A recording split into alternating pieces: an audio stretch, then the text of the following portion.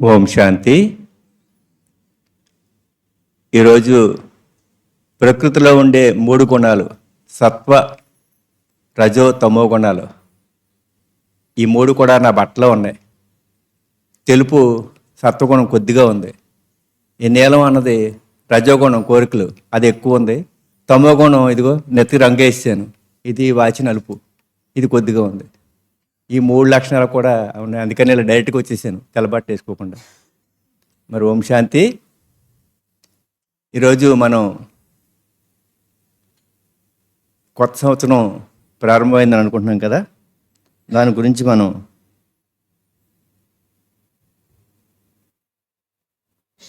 ఏం చేయాలంటే, నా వరకు మనందరం కూడా ప్రకృతిని ప్రేమించాలి. అంటే మన ఇంటి దగ్గర మొక్కలన్నీ కూడా పెంచుకోవాలి, ప్రకృతిని ప్రేమించాలి. తర్వాత జీవరాశి పట్ల దయతో ఉండాలి. అది ఎవరైనా కానీ, పొరుగు, పుట్ర, కుక్క, నాకు ఏదైనా కానీ వాటి పట్ల మనం దయతో ఉండాలి. ఇంకా కులం, మతం, తిథి, గతి, సెటప్, గెటప్ ఏది చూడకుండా సాటి మనిషిని మనిషిలా చూడాలి. సెటప్ గెటప్ అంటే తెలుసు కదా, ఓ రకరకాల ఆహారం వేసుకుని గెటప్ వేసుకొచ్చిన వాళ్ళకేమో దండాలు పెడతాం. బేకారోళ్ళగా ఎవరైనా ఉన్నా చూసి, అమాయకంగా ఉండడం చూసి ఆడేమో పనికిమాలుడు అనుకుంటాం. కానీ వాడు గొప్పోడు కాదు, వీడు తక్కువడు కాదు. అందరి పట్ల మనం సాటి మనిషిని మనిషిగా చూడాలి. ఇంకా తర్వాత పెద్దలను ప్రేమించాలి, పూజించాలి. అంటే మన తల్లిదండ్రులని, తాతల్ని, అందరినీ, గురువుల్ని అందరినీ కూడా పూజించాలి. అలాగే కుటుంబంలో సభ్యుల్ని ప్రేమించాలి. దానికి తోడు వాళ్ళు ఇచ్చే సలహాలు కూడా పరిగణలో తీసుకోవాలి. నువ్వు ఇచ్చేదేంటి సలహా, నాకంతా తెలుసు అనకూడదు. ఏ పొట్టలో ఏ పావు ఉందో అని చిన్నపిల్లలు కూడా మంచి సలహా ఇవ్వచ్చు. కాబట్టి ఆ తర్వాత హితులు, స్నేహితులు, వీళ్ళ పట్ల నమ్మకాన్ని కోల్పోకూడదు. అంటే మోసం చేయకుండా స్నేహితులను కానీ, మనం మంచి కోరేవాళ్ళని కానీ ఎవరిని కూడా నమ్మకాన్ని నిలబెట్టుకోవాలి. సమాజం పట్ల సభ్యతగా మసులుకోవాలి.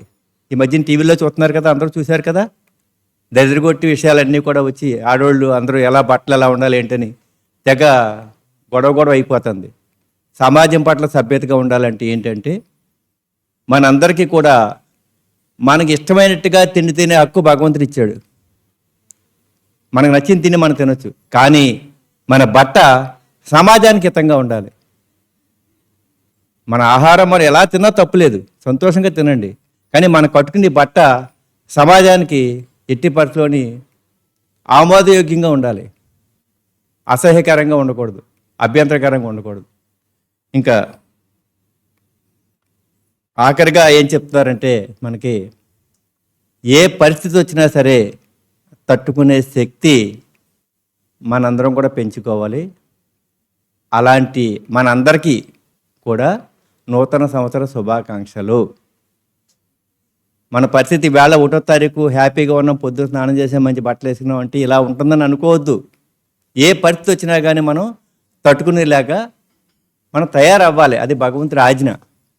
ఓం శాంతి. అనుకోకుండా అవకాశం వచ్చింది, నేను అందుకే తెల్లబట్టలు గట్రా ఏమి విసురాలేదు, మామూలుగా వచ్చేసాను. ఏమైందిలే, మనకు తెల్లగా ఉంటే చాలని నమ్ముతాను నేను. సరే, ఈరోజు ఏది ప్రిపేర్ అవి రాలేదు. కాకపోతే హింస, అహింస, ఈ రెండింటి గురించి నేను కొద్దిగా మీకు చెప్పే ప్రయత్నం చేస్తా. చాలాసార్లు చెప్పాను కదా, నాకంటే ఏమీ తెలియదు.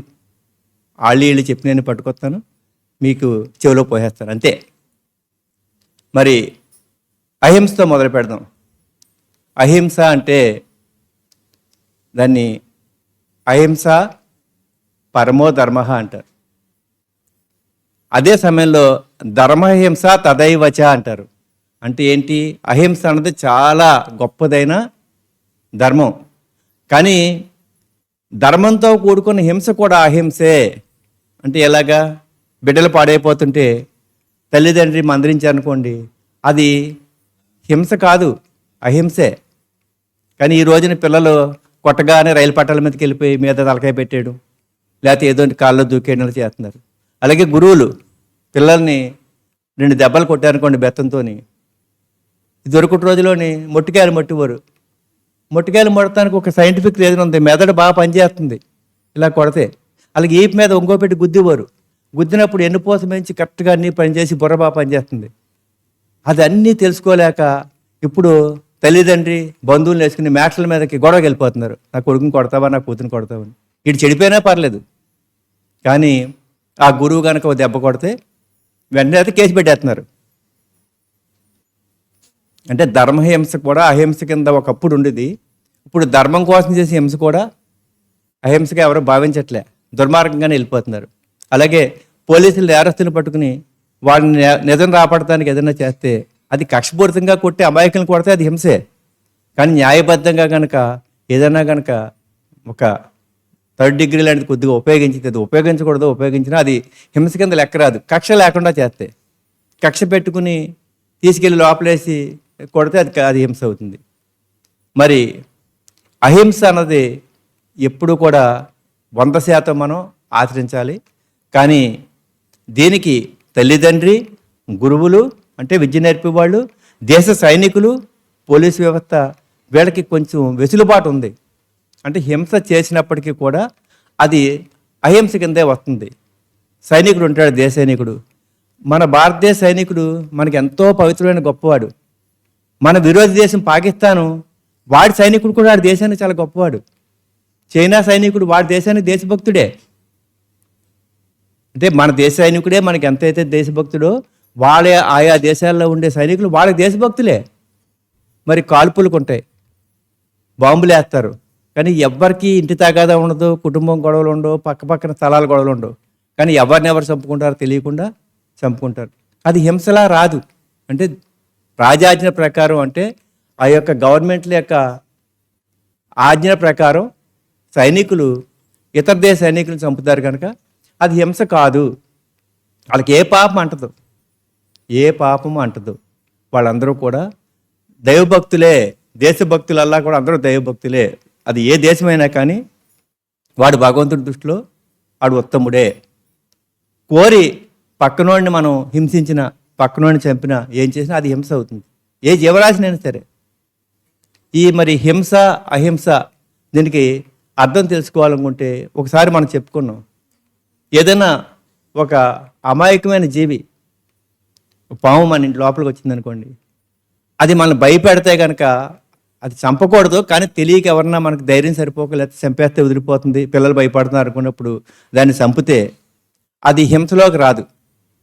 ఎందుకంటే మనం నిమిత్తంగా కొంత స్థలాన్ని మనకు జీవితానికి భగవంతుడు ఇచ్చిన దాన్ని కేటాయించిన ఒక ఇల్లు అని, ఒక దడేనో గోడనో కట్టుకుని మనం ఉంటున్నాం.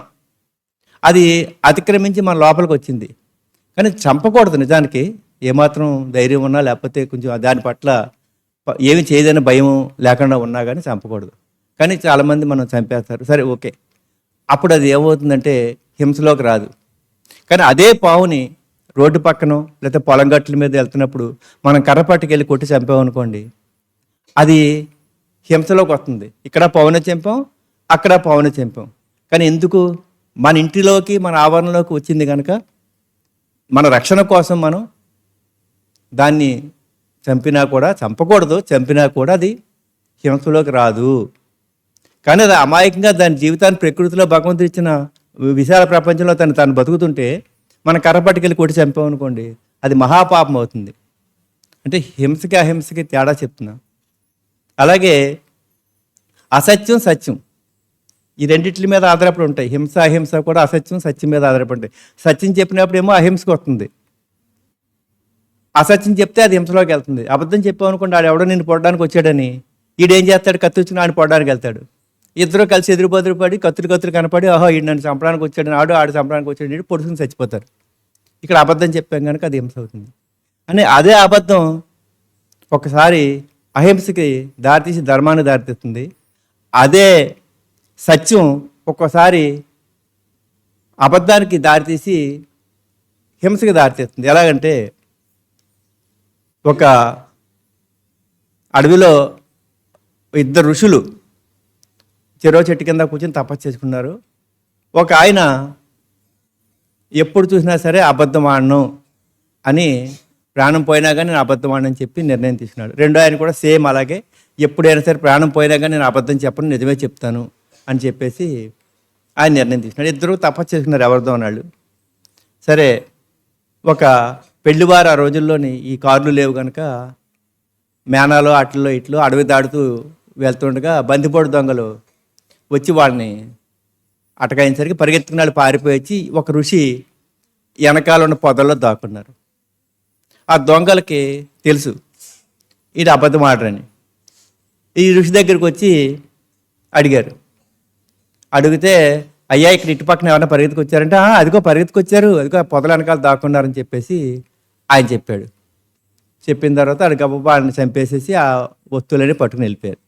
ఇది ఒక కథ.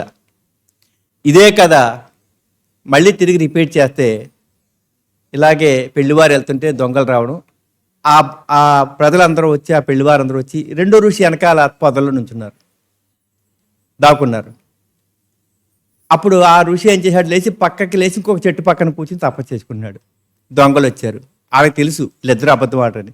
ఈయన దగ్గరికి వచ్చేసరి అయ్యా ఇక్కడికి ఎవరినని పరిగెత్తుకు రావడం కానీ చూసారా దాక్కున్నసరికి, నాయన ఇక్కడ కూర్చుండగా నేనేమీ చూడలేదు నాయన అన్నాడు ఆయన. ఆయన వీళ్ళు నమ్మకం కదా బాగా నిజం చెప్తారు ఎట్టిపోతాడు. వెంటనే దొంగలు వెళ్ళిపోయారు. అప్పుడు వాళ్ళిద్దరూ కూడా ఆ ప్రజలందరూ కూడా దండం పెట్టి వెళ్ళిపోయారు. సరే అయిపోయింది. ఇక విషయం ఏంటంటే వీళ్ళిద్దరూ కూడా ఒకేసారి మరణం పొందారు. ఒకేసారి ఏ చెట్టు కింద ఏ పిడిగో పడింది ఏదో అయింది, మరణం పొందారు.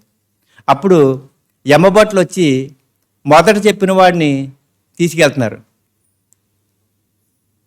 విష్ణు భట్లు వచ్చి రెండో వాడిని తీసుకెళ్తున్నారు.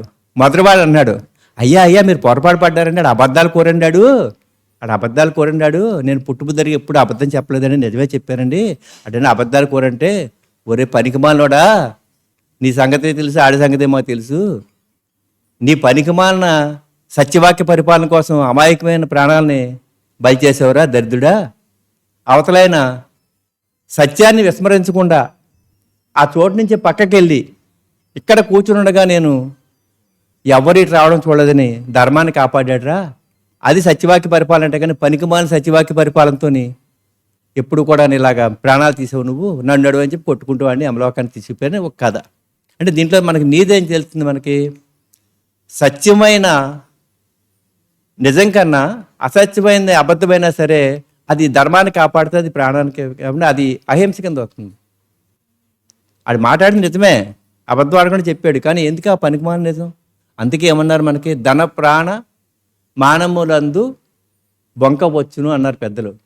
అంటే ధనం పోతున్నప్పుడు కానీ, ప్రాణం పోతున్నప్పుడు కానీ, స్థేలో మానం పోతున్నప్పుడు కానీ బొంకవచ్చు అన్నారు, అది చట్టబద్ధంగానే. అలాగే అహింసకు వచ్చేసరికి ఒక వ్యక్తిని మనం కావాలని ఉద్దేశపూర్వకంగా కత్తిపెట్టో కర్రపెట్టో కొట్టామనుకోండి, అప్పుడు కోర్టులోకి వెళ్ళినప్పుడు నేను కొట్టానండి, తలకాయమే కొట్టానండి అని చెప్తే జడ్జి గారు వీడికి ఏ అవధ్యం ఉరేసేస్తారు. అయ్యా నాకు గతి లేకండి, ఆడు నా మీద పడిపోతుంటే నేనేం చేయలేకండి, పక్కన కనపడి కర్రపెట్టి నేను కొట్టాను అయ్యా అని చెప్తే క్షమాభిక్షనే పెట్టవచ్చు, లేకపోతే ఒక 3 నెలలో 6 నెలలో శిక్ష వదిలేచ్చు. మరి రెండూ కొట్టిందే. కాబట్టి ఇక్కడ ఏంటంటే పరిస్థితి బట్టి హింస అహింస అని మారుతాయి. మీరు చూసారో లేదో, ఓ పక్కన నిదానమే ప్రధానం అని ఆర్టీసీ బోర్డుల మీద ఇలా పెడతారు, అదే పక్కన ఆలస్యం అమృతం విషయం అని రాస్తారు. ఒక పిల్లర్ మీద ఒక స్తంభం మీద అనుకుంటే ఇలా నిదానమే ప్రధానం అని ఉంటుంది, పక్క తిరిగి చూస్తే అక్కడ ఆలస్యం అమృతం విషయం ఉంటుంది. ఏంటిది మరి రెండు కూడా వేరు, ఒకటి నిదానమే ప్రధానం, ఒకటి ఆలస్యం అమృత విషయం. దీనికి ఎలా తీసుకోవాలి మనం అంటే, నిదానమే ప్రధానం అంటే ఎవరైనా వచ్చి మన ఇంట్లో ఉన్నప్పుడు ప్రశాంతం ఉన్నప్పుడు, రే రారా మన కొలవడం మన ఇంట్లో మనం ఒకడో ఎవడో కొట్టేహాడరా, రారా కత్తి కర్ర పట్టుకురా మనం వెళ్ళిపోయి ఆడి మీద పడిపోదాం అంటే, గొడ్డులాగా మీద పడిపోయి వీళ్ళు వెళ్ళిపోయి వాళ్ళ మీద పడిపోయి కలబడకూడదు. ఒరే ఏం జరిగింది, ఎందుకు గొడవ జరిగింది, అలా కులం ఏంటి మతం ఏంటి ఎందుకు గొడవ జరిగింది అని ఆలోచించి కనుక అడుగు ముందరకేస్తే సగం విషయం ఇక్కడే తగ్గిపోతుందండి. ఇటు చెప్పింది అబద్ధం అనేదో తెలిసిపోతుంది. మరి నిదానమే ప్రధానం అంటే ఎప్పుడు ఎవరినైనా రారా కత్తిచ్చుకురా కర్రొచ్చుకురా ఆడి మీద గొడవకి వెళ్ళిపోదాం అంటే ఎప్పుడూ వెళ్ళకూడదు. మరి ఆలస్యం అమృతం విషయం పక్కన రాశారు, దానికి అర్థం ఏంటి? ఎవరైనా ప్రాణం పోయి సమయం వచ్చిందనుకోండి, అప్పుడు కారు వస్తుందో మోటార్ సైకిల్ వస్తుందో ఆటో వస్తుందో అని చూడకుండా ఆ టైంకి ఏది దొరికితే దాన్ని తీసుకుని హాస్పిటల్కి వెళ్ళిపోవాలి. అంతేగాని మా వాడు కారు కొడుతున్నాడు వెనకాలంటే ఈ లోపల ఇది ఆయువు అయిపోతుంది. కాబట్టి అలా చేయాలి. అలాగే ఇల్లు ఏదైనా అంటుకుపోతున్నప్పుడు నెమ్మదిగా మనం టీవీ తెచ్చుకుందామా, మంచం తెచ్చుకుందామా, కొంచెం తెచ్చుకుందామా అన్న ఆలోచనతే అది ఏముండదు, అన్ని బుగ్గులోకి వెళ్ళిపోతాయి. ఏది చేతి దొరికితే అది బయట పడేసుకోవాలి. అది ఆలస్యం అమృతం విషయం అంటే అది. ఈ రెండింటిని తీసుకోవాలి. అంటే ఇక్కడ అహింస హింస ఏంటి అంటే ఎప్పుడు ఏది సందర్భం బట్టి వాడతామో దాన్ని బట్టి అది అహింస అవుతుంది, లేకపోతే హింస అవుతుంది. కత్తి ఉంటుంది, కత్తితో కూరలు కోసుకోవచ్చు, వంట అవుతుంది, భోజనం చేస్తాం. అదే కత్తితో పక్కన నరకొచ్చు, చెప్పకూడదు పెడతారు జైల్లో పెట్టి. అంటే వాడి విధానం బట్టి ఈ హింస అహింస అనేవి ఏర్పడతాయి. కాబట్టి ఎప్పుడైనా సరే హింస చేస్తే పాపం వస్తుంది అని 99% నిజం. 1% ఎవరికి చెప్పుకున్నాం, సైనికులకు కానీ, దేశ సైనికులకు కానీ, అయితే ఒక విద్యార్థిని హింసించడం అంటే అది గుణపాఠం చెప్పడానికి వచ్చే టీచర్కి కానీ, ప్రేమతో పెంచిన తల్లిదండ్రులకు కానీ, అలాగే అప్పుడప్పుడు ఈ డిపార్ట్మెంట్ వారికి అది వాళ్ళు కనుక కల్మషం లేకుండా కనుక ప్రవర్తిస్తే వాళ్ళకి వర్తించదు. 1% వాళ్ళకి హింస కూడా అహింసే అవుతుంది. అహింస కూడా హింస ఎప్పుడు అవుతుంది? ఇలా పనికిమాలిన వాళ్ళు సత్యవాక్య పరిపాలన చెప్పేసి అలాగే ఇలాగని చెప్పేసి అందరికీ కనుక హితబోధలు చేసి మేము మాట తప్పం, మడం తెప్పం ఇలా మాట్లాడితే కనుక ఏమవుతుంది? అది కూడా తెలియకుండా హింసలోకి వెళ్ళిపోతుంది. కాబట్టి ఎప్పుడూ కూడా ఈ రెండు కూడా ఒక్క చిన్న లైన్ ఉంటాయి, హింసకి అహింసకి. అందుకే ఇందాక చెప్పినట్టు అహింసో పరమోధర్మ, అహింస అన్నది అన్నిటికన్నా గొప్పదైన ధర్మం. అలాగే ధర్మహింస తదైవచ, అంటే ధర్మహింస కూడా, ధర్మం కోసం చేసే హింస కూడా, అది కూడా కంపల్సరీగా మీకు ఎప్పుడు కూడా అహింసలోకి వస్తుంది. మరి కృష్ణ పరమాత్ముడు ఆయన అక్కడ దాంట్లో ఎన్నో చేశాడు, జిమ్మిక్కులు చేశాడు. కానీ ఆయన ఎక్కడ ధర్మం తప్పలేదన్న, అప్పుడు ధర్మం తప్పాడు అనలేదు, ధర్మాన్ని నిలబెట్టాడు అన్నారు. ఎందుకు? ద్రోణాచార్యుడిని అశ్వత్థామాత కుంజరాహ అని ధర్మరాజుతోనే చెప్పించే కానీ నమ్మడాన్ని ధర్మరాజుతో చెప్పించి చివరి కుంజరాహ అనిపించాడు. అంటే అశ్వత్థామాత అంటే అశ్వత్థామ చచ్చిపోయాడని, కుంజరాహ అంటే ఏనుగు అన్నాడు, అశ్వత్థామ అని పేరు గల ఏనుగు అన్నాడు. అప్పుడు ఈ గురువుడు అస్త్ర సన్యాసం చేశాడు. మరి ఎందుకు చేశాడు? దానికి ముందర ద్రోణుడు చేసిన దుర్మార్గం ఏంటైనా ఉందంటే అది ఏకలవ్యుడి విషయంలోని అతన్ని సొంతంగా ఎదుగుతుంటే అక్కడ అర్జునుడు కూడా తప్పట్టుకోలేదు. అర్జునుడు అడిగాడు, గురుదేవా నన్ను మించిన విలికాడు లేడని మీరు అన్నారు కదా, కానీ నాకన్నా గొప్ప విలికాడు ఇక్కడ ఉన్నాడు కదా అని అడిగాడు తప్ప అర్జునుడు ఎక్కడ సినిమాలో చూపెట్టినట్టుగానే విలన్లా కాదు. అర్జునుడు కానీ కథ ప్రకారం సుమా ఆ కథ జరిగిందా లేదా అన్నది మనకు కాదు, నీతి. అర్జునుడు ఏమడిగాడంటే, గురుదేవా ఈ భూమి మీద నన్ను మించిన విలికాడు లేడని మీరు అన్నారు కదా, కానీ అతను ఎవరో గురువు లేకుండానే ఎంత నాకన్నా గొప్పోడయ్యాడు ఒప్పుకున్నాడు అర్జునుడు. అప్పుడు ఈ గురువు ఏం చేశాడు? ఈయన ఇంకా పెంచలేక అర్జునుడిని ఆయన తగ్గించడం కోసం చిన్న గీత పక్కన పెద్ద గీత గీసినట్టు ఆడి బొట్టనేలు తీసుకున్నాడు. అదొక పాపం. ద్రౌపది వస్త్రాపరణప్పుడు భీష్ముడితో సహా వీళ్ళెవరో కూడా ఖండించలేదు. రెండో పాపం. అన్నిటికన్నా ముఖ్యమైన మూడో పాపం, తన శిష్యుడు కొడుకైన అభిమన్యుడిని అత్యంత దారుణంగా ధర్మ విరుద్ధంగా ఎన్నుపోట్లు పొడిచి కర్ణుడు అందుకే చనిపోయాడు. కర్ణుడైనా సరే, కర్ణుడు ఎంత మహానుభావుడైనా, ద్రోణుడు ఎంత గురువైనా వీళ్ళందరూ కూడా ఎన్నుపోటు పొడిచి చంపారు. ఆ పాపం వెంటాడిన తర్వాత అక్కడ ధర్మాన్ని రక్షించడం కోసం కృష్ణుడు అన్నయ్య ఏం చేశాడు? ధర్మరాజా నువ్వు చెప్తేనే ఆడు పడతాడు, అసలు చేస్తాడు గురువు, నీ గురువు అని చెప్పి అశ్వత్థామాత అని కుంజరహ అని అనిపించాడు. అది హింస కాదు, అధర్మం కాదు, ధర్మం అయింది. అంటే ఎందుకు ఆడు ముందర చేసిన పాపం ఈ రూపంలో వెంటాడింది. అలా ఎన్నో ఉపమానాలు మనం చెప్పుకోవచ్చు, ఇలా వెళ్ళిపోతాయి జనరల్గా. అంటే ఏంటంటే ఎప్పుడైనా సరే క్రోధం లేనిది, మనసులో ద్వేషం లేనిది ఎవరైనా సరే, అది వృత్తిపరంగా కావచ్చు, ప్రవృత్తి పరంగా కావచ్చు, అంటే ఆలోచన మ్యాటర్లు కానీ తల్లిదండ్రులు కానీ వాళ్ళు ఎవరైనా సరే ఒక మనిషి మీద ఒక చేయి చేసుకున్నా లేకపోతే ఒక దెబ్బేసినా చేసినా అది హింసలోకి రాదు. ఉద్దేశపూర్వకంగా ఎవరైనా సరే, ఏ మనిషినైనా సరే, ఏ జీవినైనా సరే హింసిస్తే అది హింస కింద వస్తుంది. కాబట్టి దీని గురించి ఎంత చెప్పుకున్నా ఇలాగే అవుతూనే. ఓం శాంతి. ఏదో అనుకోకుండా భగవంతుడి అవకాశం వచ్చాను, మీ చెవిలో వేసాను, వెళ్ళిపోతాను. ఓం శాంతి.